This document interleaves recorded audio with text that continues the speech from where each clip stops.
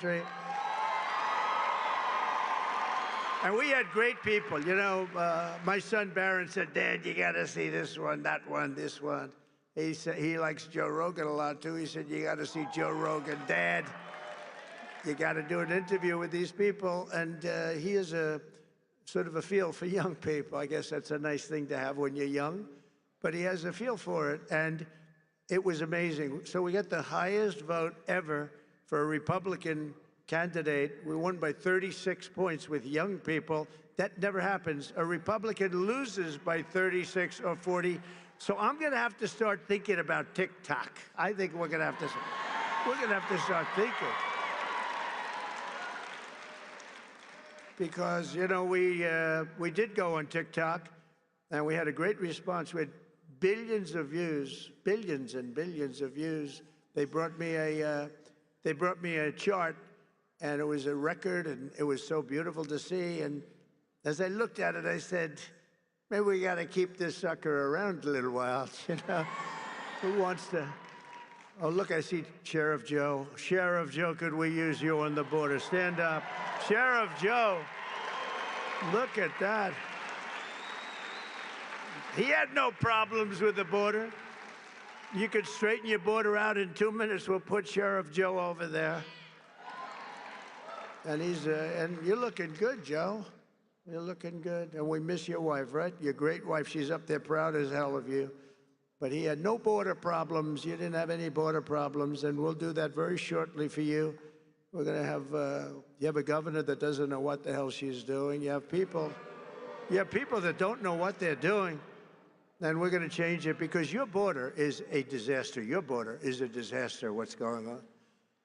And you just have a few days to wait. We're going to be fully operational, I would say, by about 2 o'clock on the 20th. 20th of January.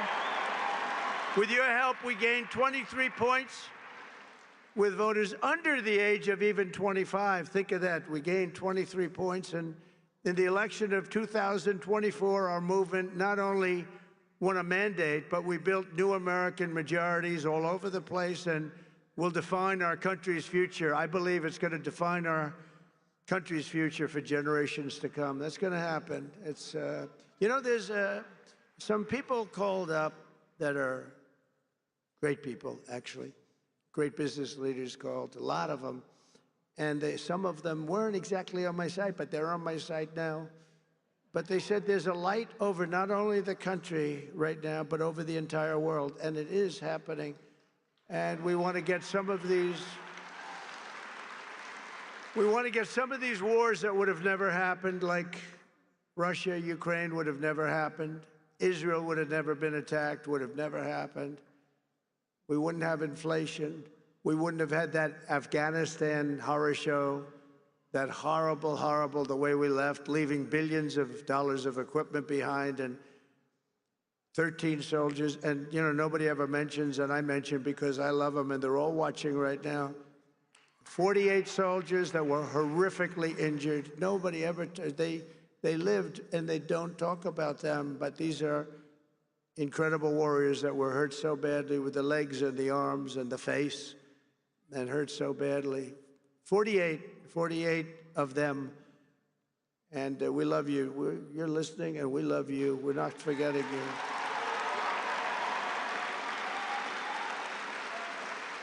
And for all of us standing before you today, I can proudly proclaim that the golden age of America is upon us. It is. It's going to be a golden age. There's a spirit that we have now that we didn't have just a short while ago. Sadly, we didn't have. Well, who the hell can have a spirit? Watching women get beat up in a boxing ring? I don't think that's spirit, right? We're going to end that one quick. We're going to end it very quickly. We're going to end that one very quickly. Since the election, the stock market has broken one record after another. The biggest gain of stock market after an election in history. That's a good sign. In a single month, small business optimism soared 41 points, which is a record. That's a record. Bitcoin has surged to an all-time record high of $108,000. Congratulations. Congratulations. And just last week, in an overwhelming statement of confidence in our leadership, the CEO of SoftBank, a very highly respected man in Asia, Masayoshi Son, you probably saw it announced that he will be investing, and only because I won the election, he made that clear, only because he has confidence in the United States, between $100 billion and $200 billion. And he's going to be investing. It's equal to about 100,000 jobs at least. And all over the world, people are investing now. They're starting the investments, and it's going to be a beautiful thing with the jobs. But they're calling it the Trump effect because even before taking office, we're already bringing in the jobs and opportunity and safety and common sense back to the USA. We're bringing common sense back. Maybe that's the most important thing. I think common sense is the most important thing, but not only are we seeing it at home, but we're seeing it abroad as well. The European Union is suddenly talking about buying vast quantities of natural, American, beautiful natural gas. It is beautiful, and it's very inexpensive. It's a lot less expensive than windmills all over the place. A lot less expensive. But I've informed Mexico and Canada that they will have to step up and stop the illegal aliens and illegal drugs from pouring into our country. Have to stop. And that goes for the European Union, and it goes for many other places. European Union's treated us very, very badly. We have hundreds of billions of dollars with deficits. They don't take our cars. They don't take our agricultural product, but we take theirs. And they've got to be careful. They can't treat us that way. They're not going to be treating us that way for long, that I can tell you. Because we're not going to let them turn the United States into a dumping ground. We're not going to let it happen. We pay Canada in subsidies and deficits over $150 billion a year. And you say, why are we doing that? Why are we paying Canada $150 billion? Essentially, we're paying Canada, and we love Canada. I have so many friends. I love Canada. I love it. But why are we spending $150 billion on Canada? Yet Canada allows people and drugs to flood in through our northern border. You know, we have a northern border that's not doing so well either. Likewise, people are coming in from Mexico in numbers that have never, ever been seen before. We had 21 million people come in over the past 4 years. Think of that, 21 million people. And you see a lot of these people should not be here. They come from mental institutions and prisons from all over the world, not just South America. Hundreds of thousands more are racing to get across before January 20th. You got to see it. And I was very strong with Mexico. I spoke to the new president, who was lovely, wonderful woman, and President Sheinbaum, wonderful woman, actually. But I said, you can't do this to our country. We're not going to take it anymore. You can't do it. But I've informed Mexico that it just cannot continue. We're not going to let it continue. The United States has lost 300,000 people a year. Think of that. I don't know. I mean, how many people, everybody you meet said, I lost my daughter, I lost my son to drugs, to fentanyl, mostly to fentanyl, but to drugs. Families are being destroyed, and we're going to stop it. We're not going to let that happen. And we're also going to be doing something that's, I think, going to help a lot. We're going to do very big advertising campaigns, just like a campaign for running for president. We spend a lot of money, but it'll be a very small amount of money relatively. We're going to advertise how bad drugs are for you, how bad they are. They ruin your look, they ruin your face, they ruin your skin, and ruin your teeth. If you want to have horrible teeth, take a lot of fentanyl. If you want to have skin that looks so terrible, take fentanyl. We're going to show what these drugs are doing to you. Nobody's done that before, and we're going to do it. And that is, it's going to be like running a political campaign, just like running for president, just like we just did. We had some pretty good ads, right? We explained what these people have done, how they're destroying our country. I mean, who would leave, who would let millions of people pour in from prisons and jails and mental institutions, and I always say insane asylums? You know, the press gave me a hard time because sometimes I'd use the word, a name, Hannibal Lecter. They said, why does he mention Hannibal Lecter? That has nothing to do with it. Why would he? I mean, are they stupid? The fact is that we don't want Hannibal Lecter. You know what that is? Silence of the Lambs. We don't want Hannibal Lecter, Dr. Hannibal Lecter in our country, do we, huh? And you know what happened when they went to the voting booth? Or, unfortunately, if they signed their mail-in ballot, but we got by it. We got to change all of that stuff. We got to have great, fair, confident elections. But when they went into the booth or they signed their ballot, they said, Hannibal Lecter, that's a bad guy. We don't want him here. They knew that. They didn't like that. They didn't like that I used him because it's a very good example. It's like incredible what they do. We need borders, we need fair elections, and we need a free and fair press. And we're going to try getting all of them. As another example of the things we're doing and looking at, it's such a terrible thing is happening. The Panama Canal is considered a vital national asset for the United States of America due to its critical role, American economy, the whole world economy, and also national security. The Panama Canal. Has anyone ever heard of the Panama Canal? Huh? Because we're being ripped off at the Panama Canal like we're being ripped off everywhere else. A secure, he just said, take it back. That's a good idea. Where do you come from, sir? He doesn't come from Panama. Oh, yeah, good. A secure Panama Canal is crucial for U.S. commerce and rapid deployment of the Navy from the Atlantic all the way to the Pacific. It's an incredible thing, and drastically cut shipping times down to U.S. ports by days and even weeks. The United States is the #1 user of the Panama Canal, with over 72% of all transits heading to or from U.S. ports. Think of that. So we built it. We're the ones that use it. They gave it away.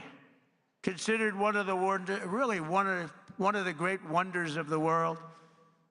The Panama Canal opened for business 110 years ago and was built at huge cost to the United States, and it really is big when you consider the lives and the treasure, the equivalent of $1.2 trillion today. You don't hear those numbers. 38,000 American men, almost all men, they went there to be construction workers and dig. They were diggers, and they were brave. 38,000 men died from infected mosquitoes in the jungles of Panama during the construction period. Think of that. We lost 38,000 men. Teddy Roosevelt was president of the United States at the time of its building and understood the strength of naval power and trade. When President Jimmy Carter foolishly gave it away for $1. During his term in office, it was solely for Panama to manage and not for China or any other country to manage. You see what's going on there? China.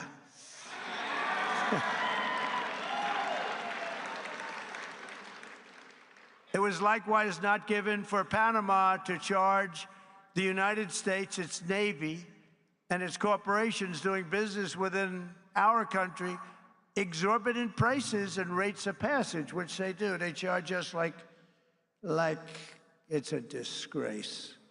Our Navy and commerce have been treated in a very unfair and injudicious way. The fees being charged by Panama are ridiculous, highly unfair, especially knowing the extraordinary generosity that has been bestowed to Panama, I say very foolishly, by the United States. This complete ripoff of our country will immediately stop. It's going to stop. The United States has a big and vested interest in the secure, efficient, and reliable operation of the Panama Canal. And that was always understood when they gave it to Panama. Can you believe that? We would never have done it if we thought what's happening now can happen, and we would never, and we will never, ever let it fall into the wrong hands. But it's falling into the wrong hands. It was not given for the benefit of others by a token of cooperation, but it was given to Panama and to the people of Panama, but it has provisions. You got to treat us fairly, and they haven't treated us fairly. If the principles, both moral and legal, of this magnanimous gesture of giving are not followed, then we will demand that the Panama Canal be returned to the United States of America in full, quickly, and without question. I'm not going to stand for it. So to the officials of Panama, please be guided accordingly. William McKinley, the 25th President of the United States, was, because of the vast sums of money that he brought into our country, the person really who got us the money that President Theodore Roosevelt used to build the Panama Canal and a lot of other things. McKinley was a very good, maybe a great president. They took his name off Mount McKinley, right? That's what they do to people. No, he was a great president, very good president at a minimum. He was a very good businessman. He was a businessman, then a governor, very successful businessman, and then he ran for president, and he won. And he was able to use business principles, and he was a strong believer in tariffs. And we were actually probably wealthiest of any time, relatively speaking, at any point in the history of our country. In the 1890s, we were so wealthy, we had commissions set up what to do with all the money that we were taking in. We had no income tax. We only had tariffs. I consider that to be the most beautiful word in the dictionary. But President McKinley was the president that was responsible for creating a vast sum of money in the United States that Teddy Roosevelt then spent. So let's say they were both excellent presidents, but McKinley did that, and that's one of the reasons that we're going to bring back the name of Mount McKinley, because I think he deserves it. I think he deserves it. There are lots of things we can name, but I think he deserves it. That was not very gracious to somebody that did a good job, and as you know, he was assassinated. He was assassinated. We have accomplished so much in just 47 days since the election, but that's only the beginning of what we will achieve together as the 47th President of the United States of America. Over the past few weeks, I've nominated an all-star cabinet of some of the most fearless, determined, and brilliant individuals ever to step forward for public office. And we're getting great reviews, I have to say, and they're all doing well. But we're getting fantastic reviews on the people that we chose. It's we chose, because I wouldn't choose them if I didn't think you liked them. I don't have that kind of courage. You like every one of them, and everybody. I mean, people are amazed at the quality. Our Secretary Scott of the Treasury is central casting, the whole group. But to get wokeness out of our military and restore the unquestioned strength and fighting spirit of the American Armed Forces, I've appointed Pete Hegseth to be our next Secretary of Defense. He's going to be great. You know, I've interviewed with him a lot on Fox, and all he ever wanted to talk about was the military, including when we weren't on. He'd talk about the military. He'd talk about how unfairly our soldiers were treated. Can I give a pardon to this one or that one who was treated so unfairly?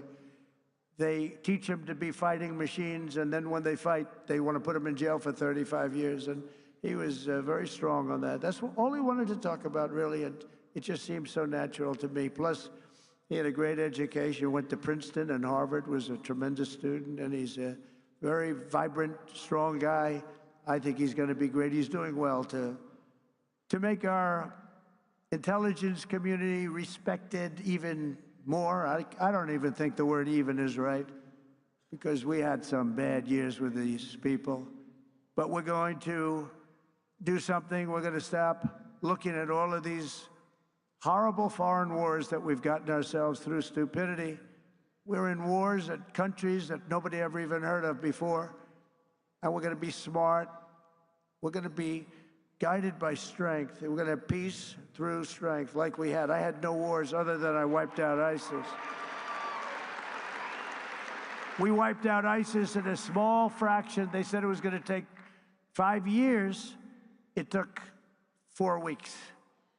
We have a great military, not the ones you see on television, the real generals, but I've nominated Tulsi Gabbard as our Director of National Intelligence.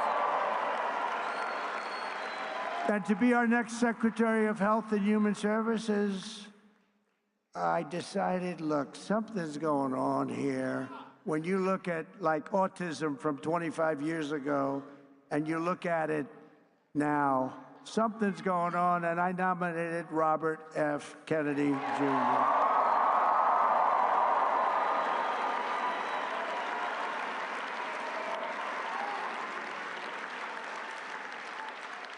Think of it. Think of this. 25 years ago, autism, 1 in 10,000 children. Today, it's 1 in 36 children. Is something wrong? I think so. And Robert and I and all, we're going to figure it out. But did you ever hear numbers like that? Something's wrong. Something's wrong. Likewise, there's been a 25% increase in childhood cancer and a staggering increase in chronic diseases. So together, we're going to make America healthy again. We're going to make America healthy again. Something's happening. Something bad is happening. And to end the weaponization of law enforcement and restore fair, equal, and impartial justice, we will have an outstanding new Attorney General in Pam Bondi. She's fantastic. She is fantastic. Known her a long time. And I'm very pleased to report that Christopher Wray is on his way out. He's resigned. And he will soon be replaced by our next FBI director, somebody who I think is going to be one of the greatest, maybe the greatest director of them all, Kash Patel.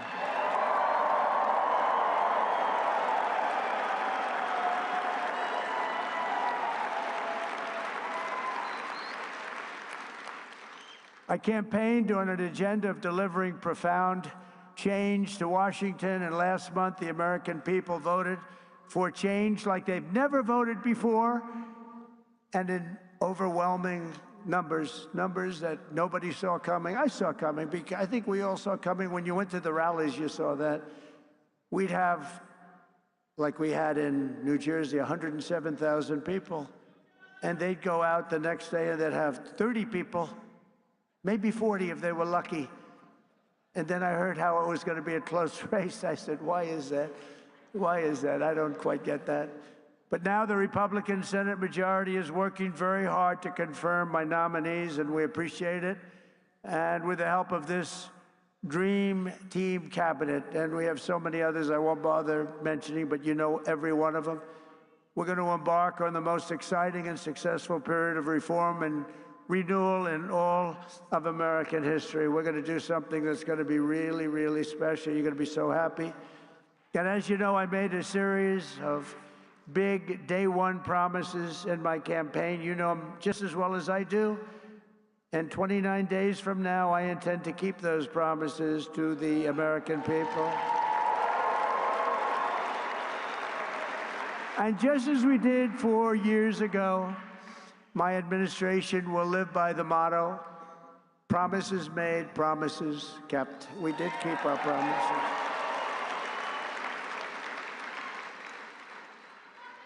And there's a new hat, there's a brand new hat that's out. I saw it yesterday, the first time, and it's selling like hotcakes. It says, Trump was right about everything. And I don't want to brag, but we were right about just about everything, including including foreign policy, these crazy wars that we're in.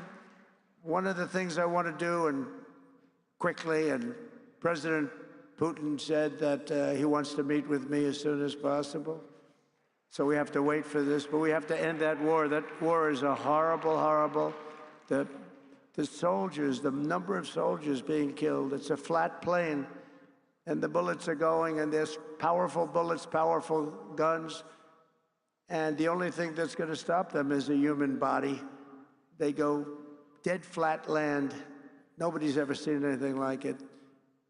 Millions of soldiers have died now, millions. We're seeing numbers that are just crazy. Got to stop it. It's ridiculous. Would it never happened if I was president? That war would have never happened.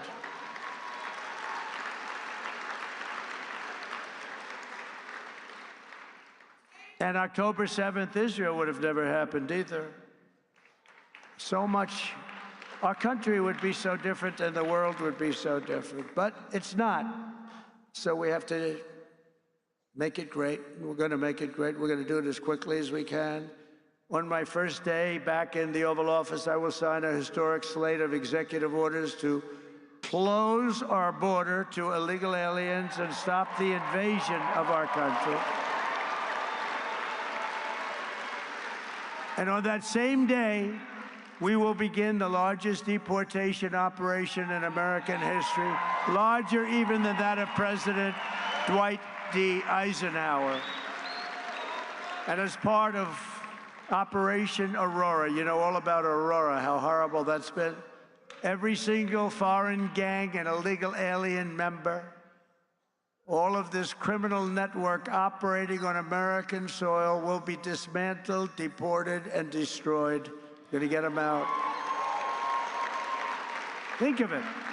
They sent their gang members to us. Busload after busload. We had an open border. They're gang members, they're drug dealers, they're drug addicts, people that were sick, people that were healthy and strong. What the hell was that? You get the little yips up here every once in a while. I wonder why. It was a strange sound. I've heard some very strange sounds. Every foreign gang member will be expelled, and I will immediately designate the cartels as foreign terrorist organizations. We're going to do it immediately. And we'll unleash the full power of federal law enforcement, ICE, Border Patrol. How good is, by the way, how good is Tom Homan, right?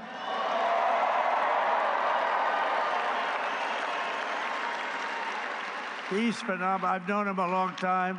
I'll bet you Sheriff Joe likes Tom Homan, right? Sheriff Joe, yes, yep. He goes, yep.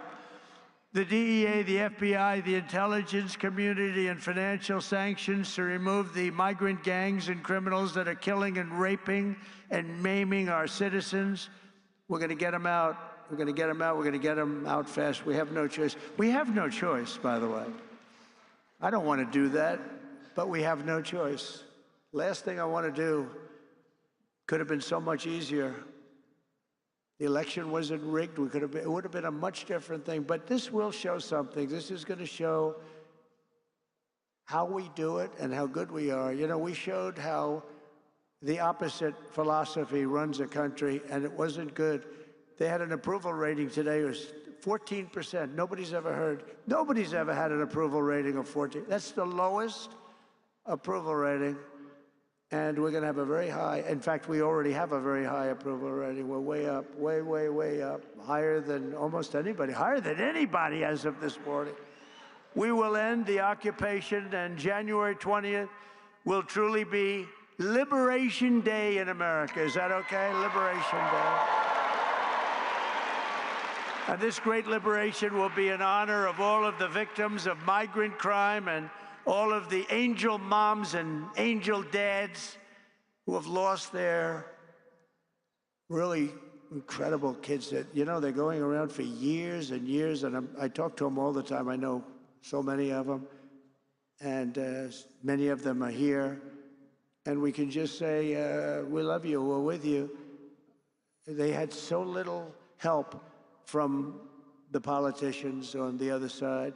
We're joined today by Patty Morin, the mother of Rachel Morin, who you know all about, a beautiful mother of 5 who was murdered by an illegal alien monster who entered our country under the open border policies of the Biden administration. Your borders are always not too good. Your borders are, that was not Tom Homan, I can tell you. But Patty, those days are over, and they will soon be over, I hope. We're just not going to have, how can you say never again, but we're going to have as few as possible. It's going to be rough, and it's going to be rough for the ones that do that kind of damage to you and to our country. Where is Patty? Is she here someplace? I just want to thank her. Hi, Patty. Thank you very much. Thank you very much for being here. Appreciate it. Thank you, darling. Do you want to come up for a second, Patty? Huh? Do you want to come up? I had lunch with Patty, and she suffered greatly. I said, let me help you with your eyes, because I want to help her with her eyes. She has an eye situation that can be fixed with some medical help. Many of them can't be fixed. I said, Patty, get your eyes taken care of. I'll take care of it. Just get it done. I hope you got it done. Did you have them done yet? Did you have it done yet, Patty? That's great. Oh, you look good, Patty. Be careful.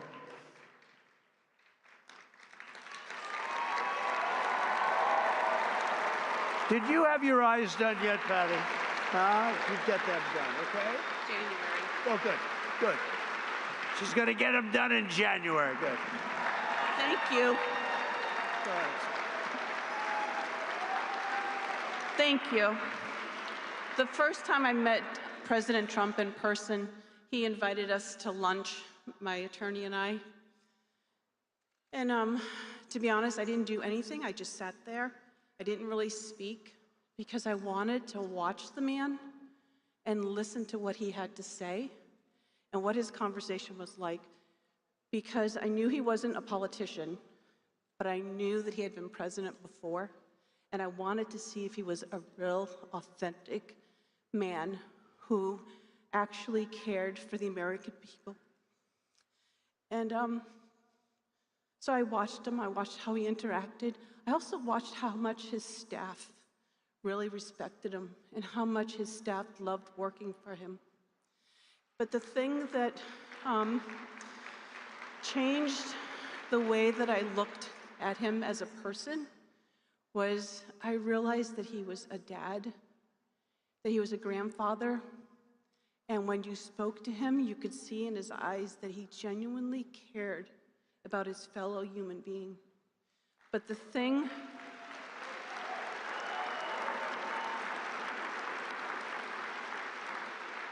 I appreciate the most is that he heard the cries of a mother, and he cared, and he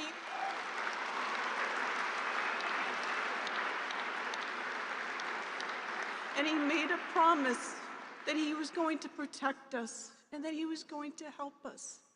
And that's all you can ask from your president, but also just from a fellow human being. And so I personally, I am so honored to know this man and to think of you as a friend.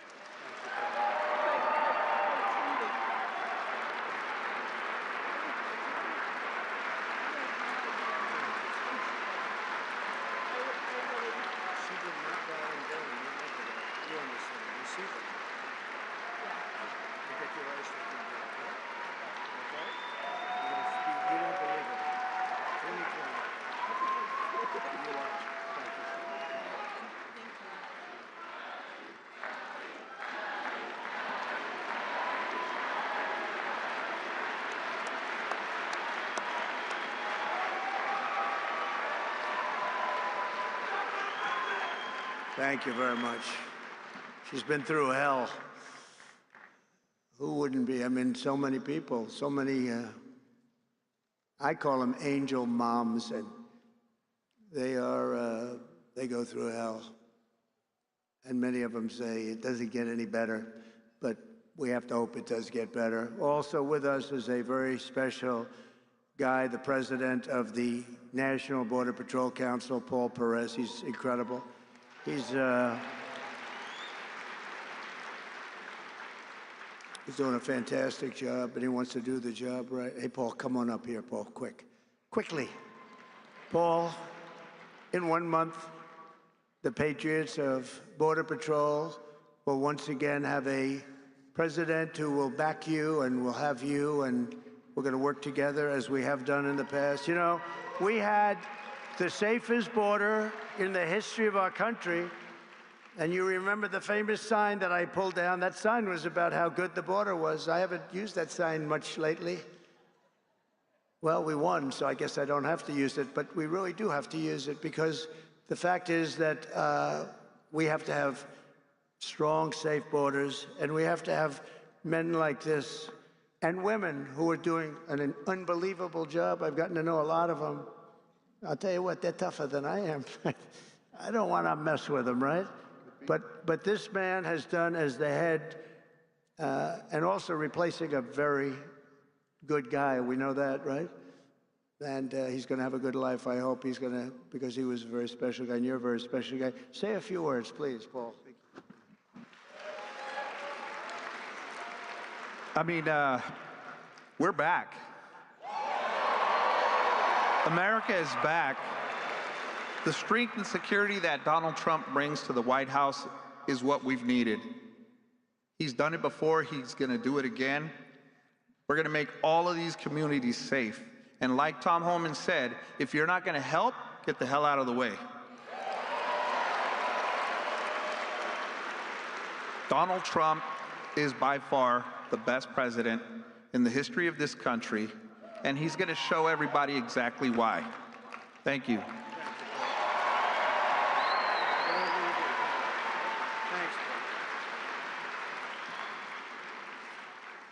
Thank you very much, Paul, and everybody, and Brandon Judd, and all of the people. They do such an incredible job.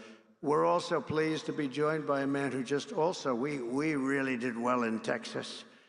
And I heard Ted's speech. And he can come up and speak more if he wants, or he can just, you know, Ted's going to be going to a big event in a little while. Where's Ted Cruz? Is he here? He's here someplace. Ted? Ted? Oh, he's in trouble. Oh. He's in trouble. No, he was here. Oh, good.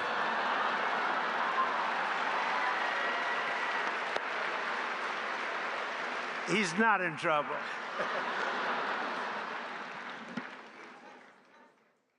Keep Texas, Texas. Amen.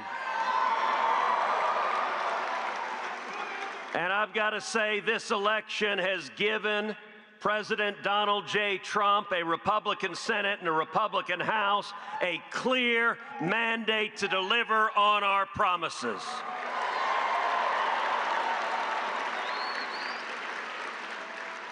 One month from today, President Trump will secure the border. We are going to bring back jobs. We are going to lower prices. We are going to protect American families. We are going to put criminals in jail. We are going to keep our kids safe. We are going to end foreign wars with victory. And I'll tell you, Mr. President, the results of this election, 7 battleground states, you won all 7. The people elected a Republican Senate and a Republican House to have your back, and we are going to deliver results.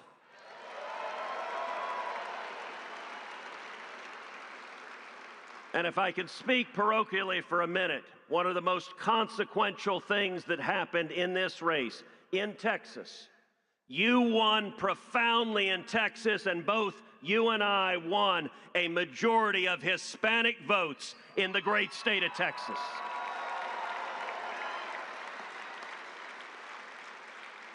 That is unprecedented. That is generational change, and it demonstrates that we are going to protect our nation, we are going to bring our country back, and we are going to make America great again.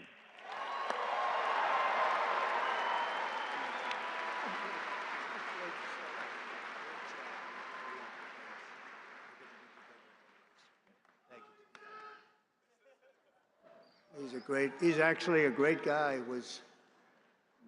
Was really out there working very, oh, I'm so glad he was here. Oh,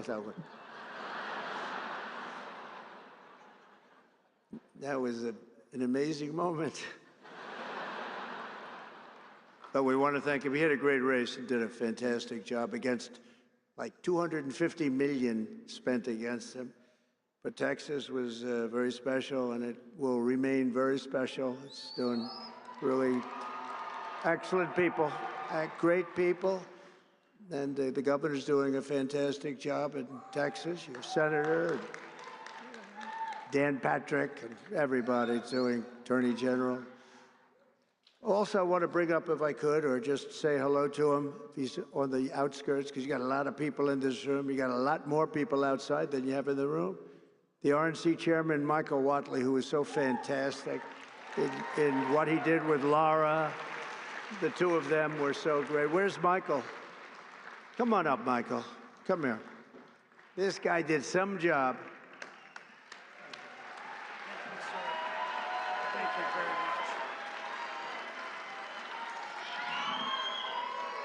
much. It takes three things to win in a battleground state. Number one, you got to get out the vote. Number two, you got to protect the ballot. And number three, you have to have a great candidate who runs a great race. The people in this room helped us get out the vote. They helped us protect the ballot. We would not have been able to win all those battleground states without you. But when it comes to having a great candidate who runs a great race, there is simply nobody better ever than the 45th and now 47th President of the United States of America, Donald J. Trump.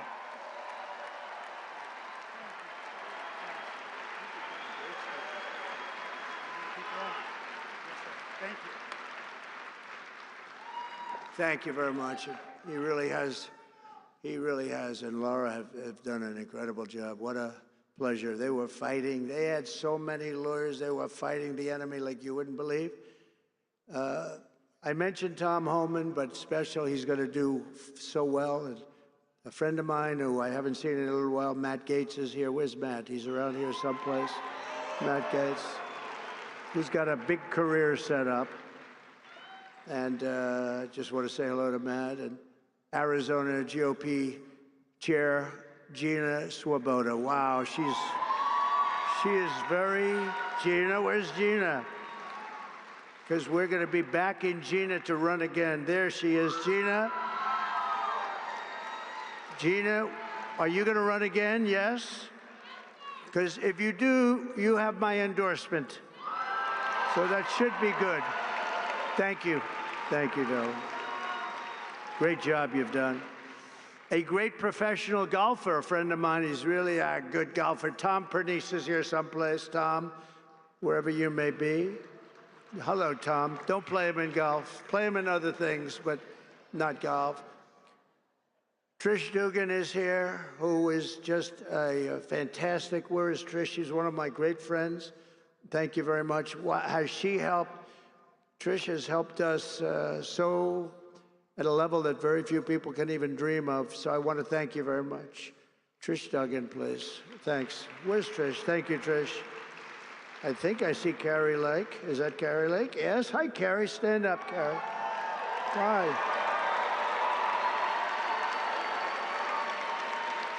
Hi. Good job. Worked hard. She's a good woman, and she's going to be doing something very big, maybe bigger. It's a big one that you have, so good luck with it. You're going to do well. Going to turn that around like nobody ever saw before, so thank you very much for accepting it.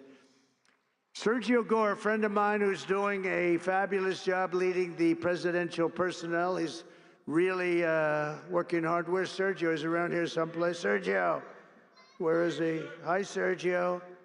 Good job you're doing. We have some big announcements over the next few days, too, big ones. A great actor has been with us for a long time when it wasn't fashionable. Rob Schneider. Rob.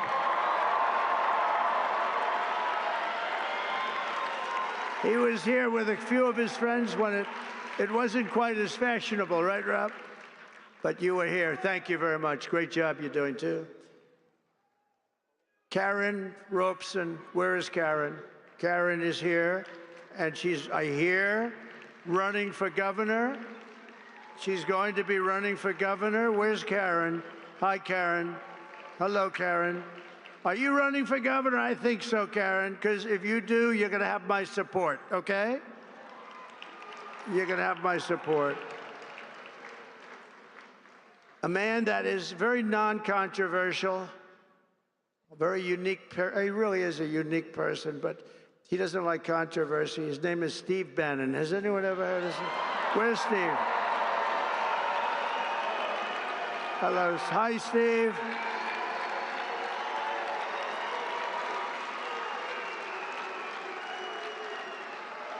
A big, powerful voice he's got. His show is phenomenal. War Room. And thank you, Steve. There's nobody like Steve. Thank you very much, Steve. And a Phoenix police officer who was shot 8 times in the line of duty, Tyler Moldovan, who I just saw backstage. Where's Tyler? Oh, he's got to be right there. There he is. Hi, Tyler. Thank you, Tyler. Hi, Tyler. Wow. Thank you, Tyler.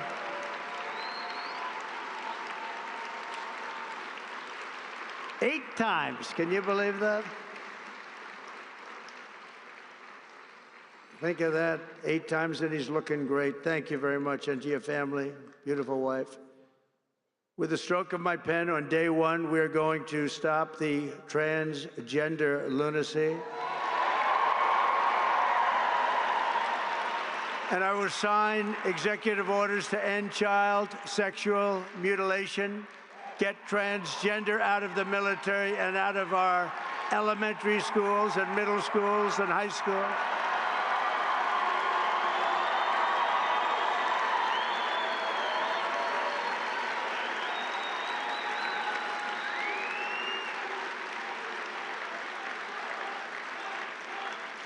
And we will keep men out of women's sports.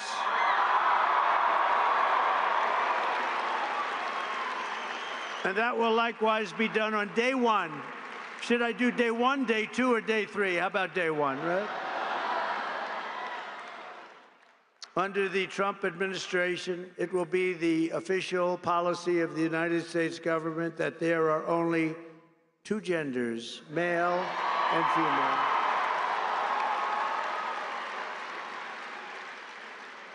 Doesn't sound too complicated, does it? To rescue our economy, I will sign day 1 orders to end all Biden restrictions on energy production, terminate his insane electric vehicle mandate, cancel his natural gas export ban, reopen Anwar in Alaska, the biggest site potentially anywhere in the world, and declare a national energy emergency. And do we have great people in energy, head of energy, Chris Wright, and Doug Burgum is the interior. And I merged both of them. You know, the energy had no energy. It just had the right to do energy. And interior,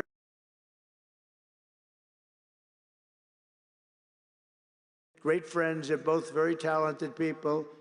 We're going to have so much oil and gas and other things, you won't know what to do with it. You'll say, please, President Trump, stop. We have too much. The prices are going too low, sir. Remember, we were $1.84 a gallon gasoline. Wouldn't that be nice? I will direct every cabinet secretary to cut 10 old regulations for every new regulation. We'll be getting rid of a lot of. Last term, for me, we did something special. We cut more regulations by 4 times than any other president in history, and we're going to top that record. Some of those ridiculous regulations were immediately put back on, and they were just hurting our country. That's why we had the best job numbers ever, because of what we did with regulation. You know, we cut taxes more than any president in history, and we cut regulations more than any president in history. And when I asked the people that run the big companies, which is more important, cutting the taxes or cutting the regulations? Every single one of them so far has said the regulations were more important for jobs and everything else. Who would think that? But I will order federal workers to get back to the office in person or be terminated from the job immediately. And we will create the new Department of Government Efficiency headed by Elon Musk.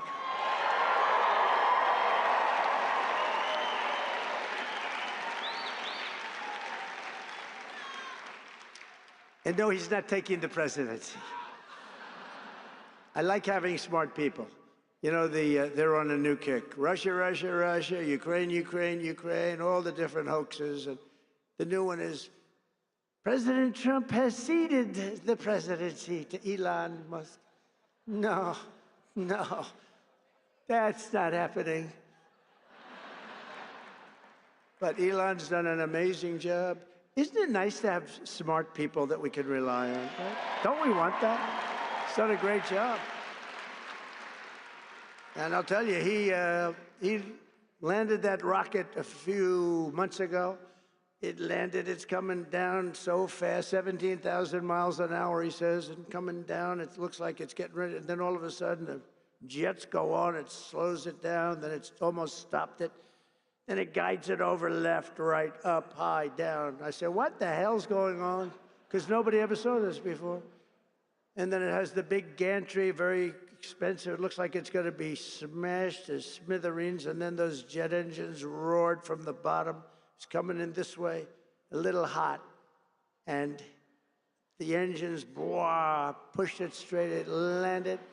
And it was like you're hugging a beautiful baby. Baby. No, not that baby.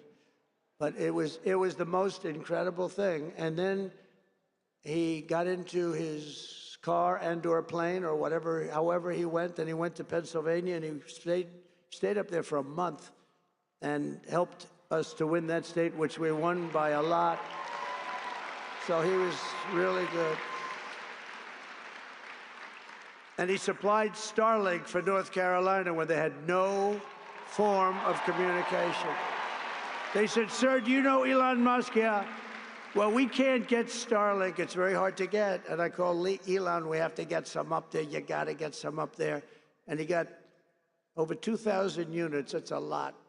And they flooded it with Starlink, and it was so good. It saved a lot of lives, so we want to thank him. But no, he's not going to be president, that I can tell you. And I'm safe. You know why? He can't be. He wasn't born in this country. But the fake news knows that. No, he's a great guy, and we want to have him. Everybody, so many people are in this audience that have helped, so to an extent that you wouldn't believe. But we're going to bring transparency and accountability back to our government, and we'll be very soon, you're going to see it drain the swamp. We're going to be draining that swamp at levels never seen before. And I hope everybody goes home and reads the congressional report on the criminal activities of the Unselect Committee of Political Thugs, J6 Committee. What they did is so illegal. And Congress has done a fantastic job on that. They just put out a report. They call it an interim report. It's brutal. On them, not on me, on them. And it's terrible. What they've done to this country is just absolutely terrible. But we'll end the left's campaign of racial discrimination and restore equality to our land and all over our land. And And you see that happening so much with the vote and the kind of vote we got. Nobody ever expected anything like that. And I'll end all of the Marxist diversity, equity, and inclusion policies across the entire federal government immediately. And at the same time, we will ban these unlawful policies from we're going to ban them from the private sector as well. In America, we believe in the merit system, and now because of the major decision handed down recently by the Supreme Court, our country has again gone back to the merit system. That's what made our country great. And I want to just thank the Supreme Court, because that took a great deal of courage for them to do that. And some people were surprised by it, but that's what made us great. Merit made us great. I will direct our military to begin construction of the great Iron Dome missile defense shield, which will be made all in the USA, much of it right here in Arizona. You know, Ronald Reagan wanted to do it many, many years ago, but they didn't really have the technology. It's lucky that he didn't, because they didn't, but they have it now. You can knock a needle out of the sky. And as Commander-in-Chief, I will restore the proud and historic names of our great military bases like Fort Bragg. We're going to get them back.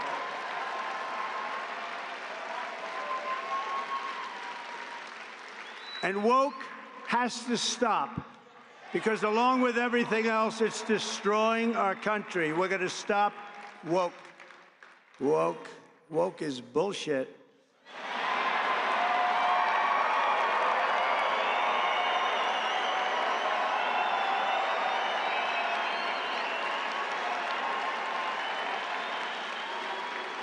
As an example, in addition to the military bases, I understand they want to now rename 14 ships. We want to rename them. Some of these ships have had a great and glorious past. They want to take the name off and put another name down. Oh, I can imagine whose name they're going to put up. Not going to happen with me. It's not happening with me, I can promise you that. The actions I have described today are just a small preview of the common sense revolution, because that's what I call it, a common sense revolution that's coming soon to America, to a theater near you, right? But it's coming to you through your president, Donald J. Trump. The people have given us their trust, and in return, we're going to give them the best day one, the biggest first week, and the most extraordinary first 100 days of any president in American history.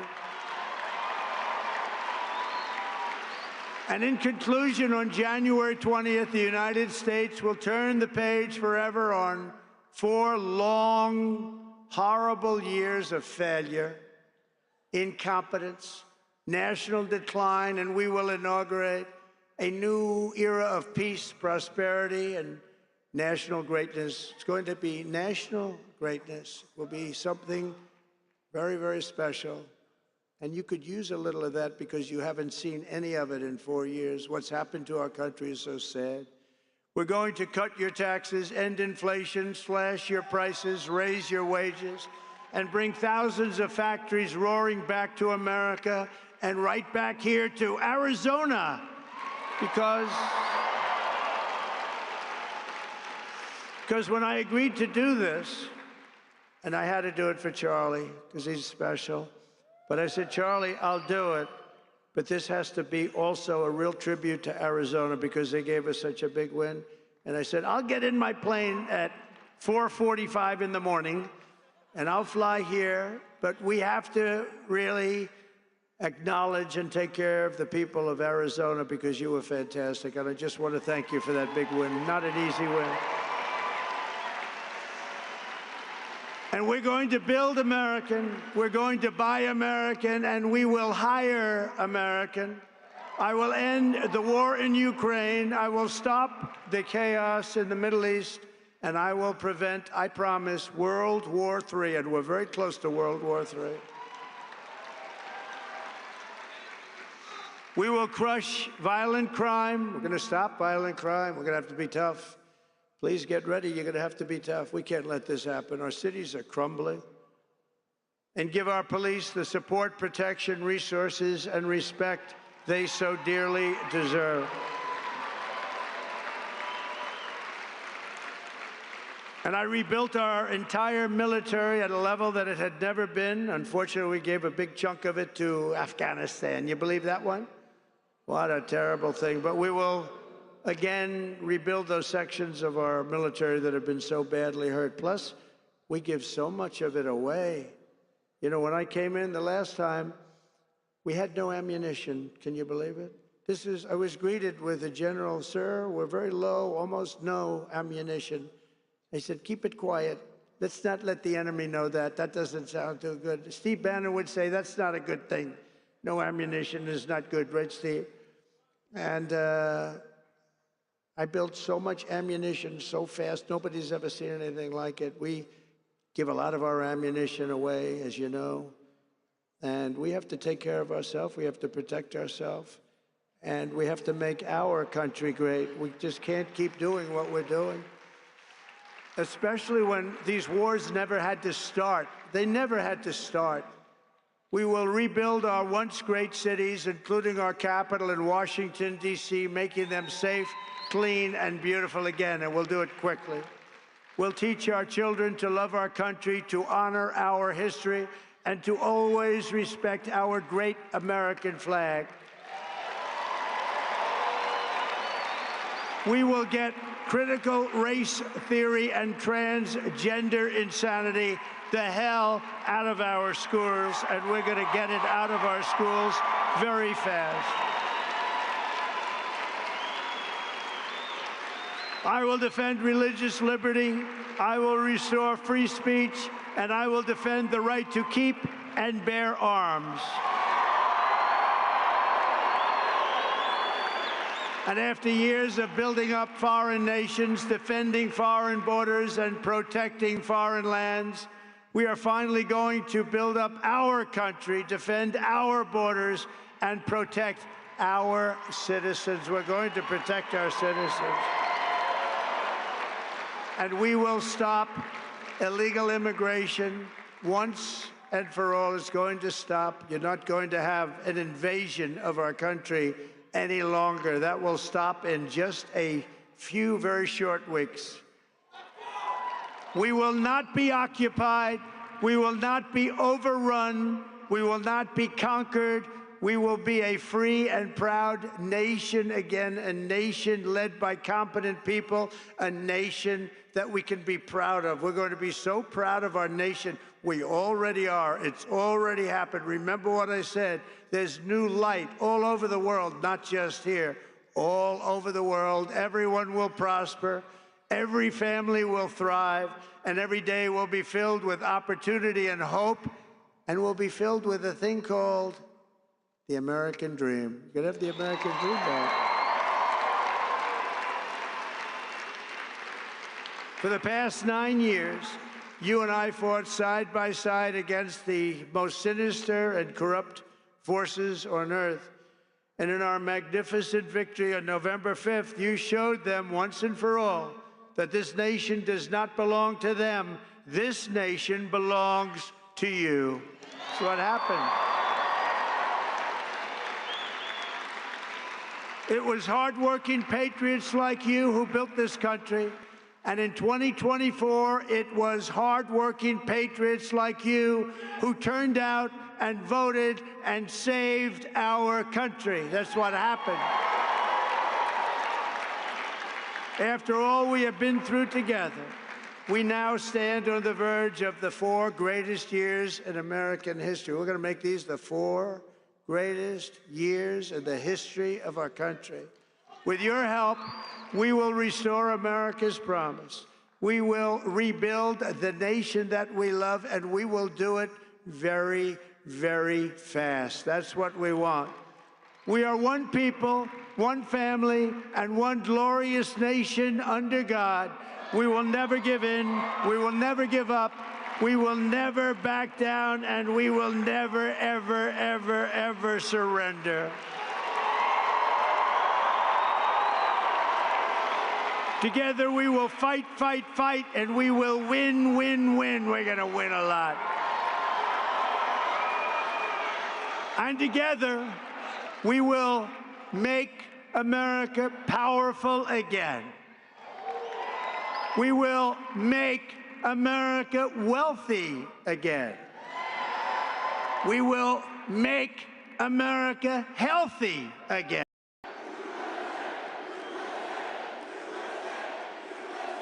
Well, hello, Arizona. It's great to be here.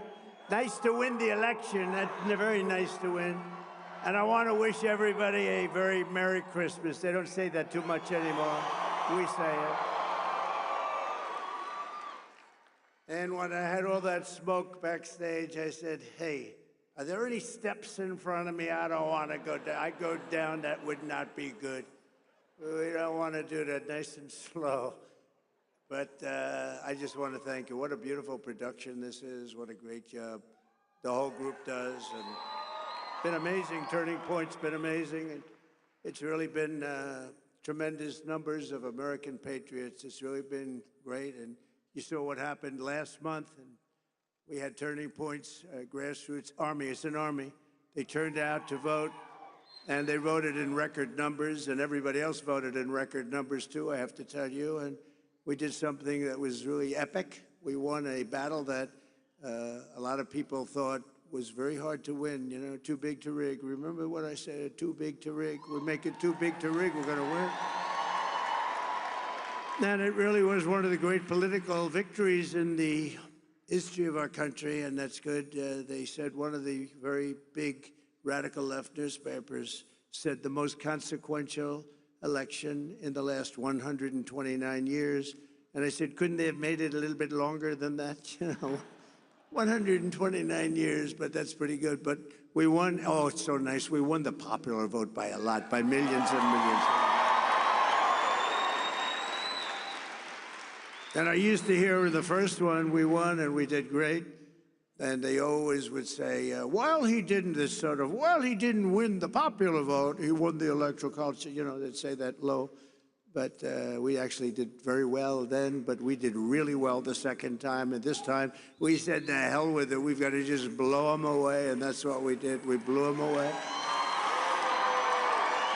So we won all 7 swing states. Remember, they were saying, well, you know, we did very well in early voting, so we didn't have to win too much, because we were way ahead. But they said, well, he only has to win 2, but we won all 7. Can you believe it, huh? We won all 7. And we carried the great state of Arizona, something not easy for a Republican to do, but it was easy for us to do. And we had more than a 6-point landslide. That's called a landslide here. And not only did we reclaim the White House, we also took back the U.S. Senate. And we won the largest popular vote majority for House Republicans in a presidential year since 1928. That's a pretty good thing. And I want to express my tremendous gratitude to Charlie Kirk. He's really an amazing guy. Amazing guy. And his whole staff for their relentless efforts to achieve this very historic victory. It's such a great honor. It's not my victory, it's your victory. It's a great honor. Man, we worked hard on this. We knew bad things happened in 2020. And if I didn't know that we won in 2020, I wouldn't have done this, because it would have been like the ultimate poll, right? But we won by a lot. And this time we said, look, now we got to really win by, and we won by so much, they just, you know, they threw all their placards. They wanted to protest. They were all set.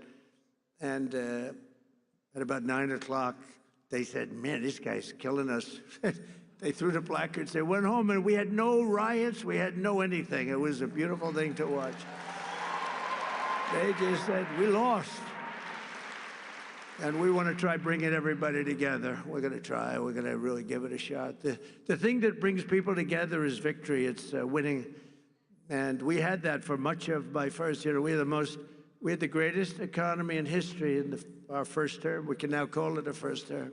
We had the greatest economy in the history of our country, maybe in the history of any country, frankly. And we did things that nobody could have done, and we're going to do them even better now. We're going to be drilling, as we say, drill, baby, drill. We're going to drill, baby, drill. But we're going to be doing a lot more than drilling. But I also want to give a very special thanks to everyone at Turning Point Action who outworked and outsmarted, always outsmart. You gotta be smart too, and outorganized the radical left opposition. We had very strong opposition, not in terms of numbers, but I will tell you, something's happened because that was a big defeat for them. Nobody expected the numbers. You know what happened? The pollsters went around, and whenever anyone said, it's none of your business, they say, who are you voting for? Or who did you vote for? They said, it's none of your business. And sometimes they said much tougher language than that, but I'm not going to get into that because I'll get in big trouble on the home front. And with Franklin Graham, please, sir. He says, please, sir, please don't use foul language. You speak so beautifully. You can do just as well. Actually, it doesn't work quite as well, but that's okay. It's just emphasis. But when they said, essentially, it's none of your business, that was a Trump vote. And they had the highest numbers of people that said that because they don't trust the press, et cetera. And we had the highest numbers, and that's why the polls showed us winning, but not winning in a landslide like we did. And we sort of knew that was going to happen. We could tell by the rally signs. Look at this. Here we won. There's no reason except celebration, but that's not a bad reason, is it? And look at the crowd. They have 7,000 or 8,000 people standing outside. They can't get in. Would anybody like to give up their seat, please? Huh? You know, doing this for years, I don't think I've ever had anyone say, yes, yes, I'll give it up. Just one person, nobody. The Democrats and the media said that Turning Point could never run a ground game. They weren't experienced. They didn't know Charlie, right? But when the ballots came in, the other side really didn't know what the hell hit them. They got hit hard. The victory was such an outstanding one, such a big one. And the other side now, and we don't want this. We want people to be happy and healthy. But they did. They lost their confidence. If you watch television now, they're all befuddled. They don't know what the hell happened. They're befuddled, to use quite a nice word that my mother used to use years ago, talking about somebody that's a mess. But they did. They've lost their confidence, and hopefully they'll lose it for a long time and then come over to our side because we want to have them. We want to have them. And we're going to have some inauguration on the 20th. We're going to have something. It's going to be great. Going to be great. But something happened also in the election. All 50 states shifted toward the Republican Party, every single one of them. And together we won the largest share of African-American voters of any Republican in modern history. Actually, in history. We won more Hispanic-American votes than any Republican ever, and we won the vote. We won the Latino men. Who's a Latino man? Do we have any Latino men? Now, you're not a Latino man. Very beautiful woman, but a man you are not. Of course, nowadays, who the hell knows? But we won the Hispanic, I call Hispanic. I always said, do you like Latino or Hispanic? Let's go. Let's do a free poll. Who likes to be called Latino? Okay, that's what's always happening. Listen to this. Who likes to be called Hispanic? Not as good as usual. But we won half of all voters aged 18 to 29. There's never been anything like that. We won by 36 young people. And we got the highest share of youth vote of any Republican ever before in history. And we had great people. You know, my son Barron said, Dad, you got to see this one, that one, this one. He said he likes Joe Rogan a lot, too. He said, you got to see Joe Rogan. Dad, you got to do an interview with these people. And he is a sort of a feel for young people. I guess that's a nice thing to have when you're young. But he has a feel for it, and it was amazing. So we got the highest vote ever for a Republican candidate. We won by 36 points with young people. That never happens. A Republican loses by 36 or 40. So I'm going to have to start thinking about TikTok. I think we're going to have to start thinking. Because, you know, we did go on TikTok, and we had a great response. We had billions of views, billions and billions of views. They brought me a chart, and it was a record, and it was so beautiful to see. And as I looked at it, I said, maybe we got to keep this sucker around a little while, you know? Who wants to? Oh, look, I see Sheriff Joe. Sheriff Joe, could we use you on the border? Stand up. Sheriff Joe, look at that. He had no problems with the border. You could straighten your border out in 2 minutes. We'll put Sheriff Joe over there. And and you're looking good, Joe. You're looking good. And we miss your wife, right? Your great wife. She's up there proud as hell of you. But he had no border problems. You didn't have any border problems. And we'll do that very shortly for you. We're going to have, you have a governor that doesn't know what the hell she's doing. You have people that don't know what they're doing. And we're going to change it because your border is a disaster. Your border is a disaster, what's going on. And you just have a few days to wait. We're going to be fully operational, I would say, by about 2 o'clock on the 20th. 20th of January. With your help, we gained 23 points with voters under the age of even 25. Think of that. We gained 23 points. And in the election of 2024, our movement not only won a mandate, but we built new American majorities all over the place and will define our country's future. I believe it's going to define our country's future for generations to come. That's going to happen. It's, you know, there's some people called up that are great people, actually, great business leaders called, a lot of them.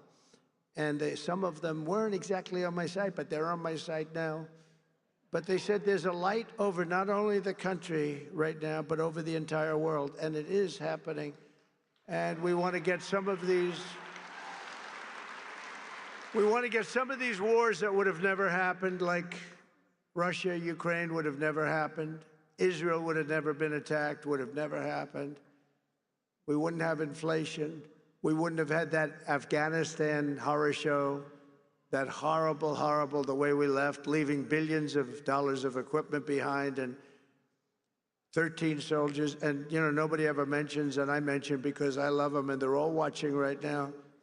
48 soldiers that were horrifically injured. Nobody ever, they lived, and they don't talk about them, but these are incredible warriors that were hurt so badly with the legs and the arms and the face, and hurt so badly. 48 of them. And we love you. You're listening, and we love you. We're not forgetting you.